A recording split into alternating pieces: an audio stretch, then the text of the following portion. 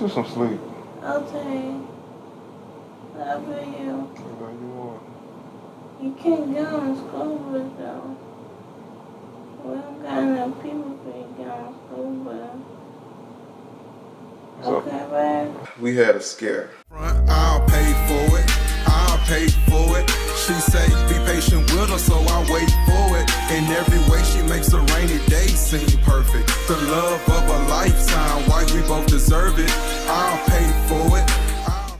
Son is the epitome of health. She exercises right, she eats right, she sleeps right, she prays a lot and even meditates a lot for her mental health strength. And since we become pregnant, none of that's the same anymore. Only thing that we're doing more is praying. Praying more, and more. To be honest, the pregnancy hasn't been as bad. No nausea, no heartburn, no vomiting. And every time we visit the OBGYN, any symptom or pain or sign of discomfort, Son would tell the OBGYN, she would say, oh, that's normal in pregnancy. More on that to come. And I remember this night because it was supposed to be the night I started my overnight stocking job at Dollar Tree. I told you, my hustle has kicked in. I'm trying to make as much income as possible before the baby gets here. So about 6 or 7 weeks ago, we had to make an emergency trip to the ER. Earlier that night, we had a volleyball game at my school. Son was at the game being beautifully glowing as well, but when I got home, I knew something was wrong immediately. Son was in the mother-in-law suite. She was in so much pain and discomfort that she couldn't even make it to our bedroom. It was clear that she was having severe pain in her side and severe cramps. She couldn't even really articulate to me exactly what it was that she was already crying. Throughout all the years I have known Son, she has never once complained about cramps, never once complained about stomach aches, never once complained about pain, yet alone actually be in tears for pain. So I did what every dad does. I went to go get all the medicine that Google says get from Walgreens. And also when you preggo, it's not many medicines that you can take for pain. Somebody needs to invent that for all the women across the world. They'll make a lot of money.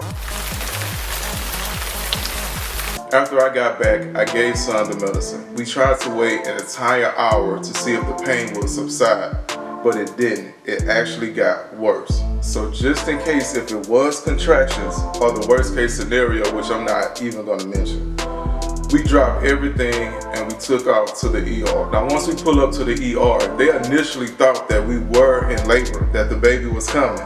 Oh, hell no! But once we got a room and they did the test, they found out the cervix is still closed, but luckily, prayerfully, the baby's heart rate is still strong. But mom is still not doing well at all. So during our overnight stay, they run some tests, they give Son some fluids. Things slowly gets better, but still has some bad news. None of the tests they ran actually diagnosed the reason why Son has this onslaught of pain all of a sudden. We heard it was gas. Nope. We heard it was dehydration. Nope. Baby growing on the nerve. Kind of, sorta. Cold and flu. Maybe. She definitely had symptoms of a fever. Now this is when the story gets sideways. When the OB came in, she had a look on her face like Son was faking the pain. She was trying to downplay the whole situation. What? Like this is normal, like this is what every woman goes through during pregnancy. What?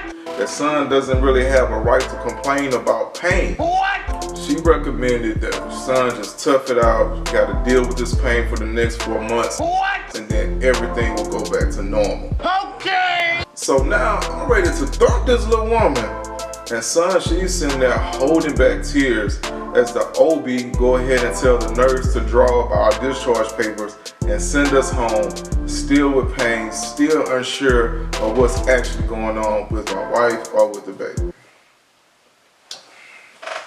So next Friday, after one of my basketball games this time, which we wasn't good in basketball this year, but anyways, all the pain, all the symptoms, all the signs returned in exactly 1 week. This time though, we were prepared as if baby Janae was coming.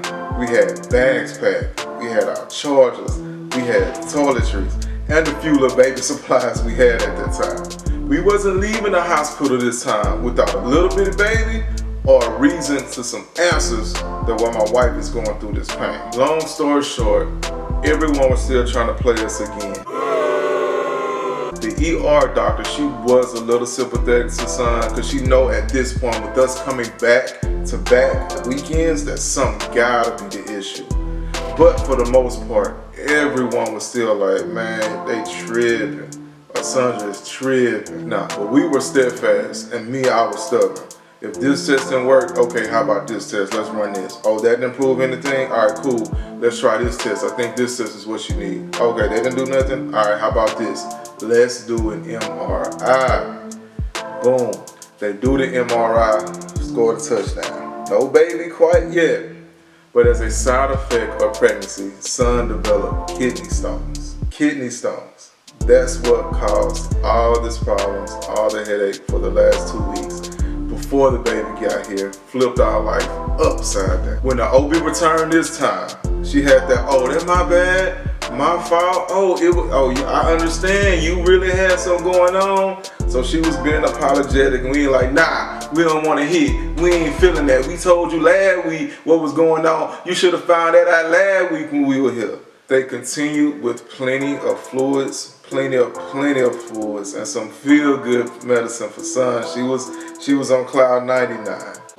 Oh, you just ain't gonna kill me with her baby? Nah, but No, no.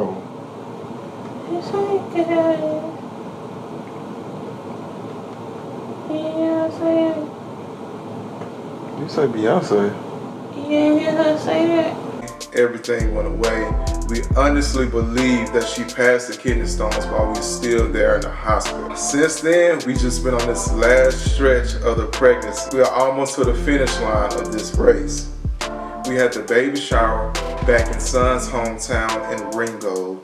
So I had another intimate baby shower with all her co-workers at work. We have Cadence's room decorated and we have it ready.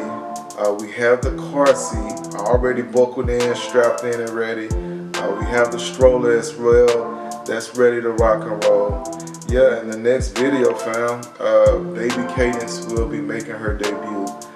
So this will be the last video. The next video will be our official journey into parenthood as baby Cadence will be here. We can't wait. We are so excited with all the support and love everyone has given us, and keep that same energy when baby Cadence Janae Davis is here, because we want all our love. We want all of Cadence Village, or Cadence Camp as we're calling it, to come show her love and help us out. Give us the advice. We know we hear everybody say, hey, nah, don't take advice. Nah, give us the advice, because we don't know what we doing and we don't know what we need. But we definitely need your love and support, and thank you so much for being on this ride with us thus far. Alright, next video, baby Cadence Janae Davis. I'll pay for it, I'll pay for it. She say be patient with her, so I wait for it. In every way she makes a rainy day seem perfect. The love of a lifetime, why we both deserve it.